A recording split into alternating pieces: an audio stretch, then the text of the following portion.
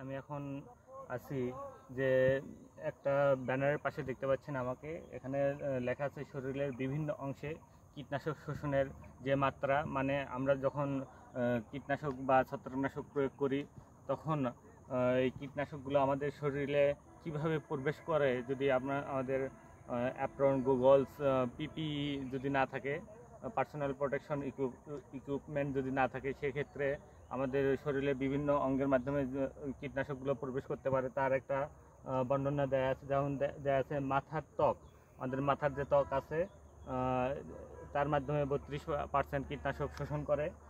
কপাল, আমাদের যে ফোরহেড আছে তার মাধ্যমে 36% প্রবেশ করে।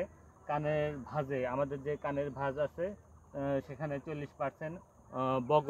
বগলে 64%। তারপর আমাদের যে বাহু আছে, বাহুতে 9%। পেটের মাধ্যমে 18%। হাতের যে তালু আছে, হাতের তালুর মাধ্যমে 12%। তারপরে হাতের পিছনের অংশ 21%। এবং সবচেয়ে গুরুত্বপূর্ণ বিষয় যে আমাদের যে যৌনাঙ্গ আছে এখানে শতভাগ কীটনাশক প্রবেশ করে। এছাড়া হাতের পায়ের গোড়ালির মাধ্যমে 13% প্রবেশ করে। এটা সচেতনতার সৃষ্টিতে এই পোস্টারটা, ব্যানারটা তৈরি করা হয়েছে। এটা আমাদের gap টিওটি batch 2, Dinajpur horticulture centre, Dinajpur.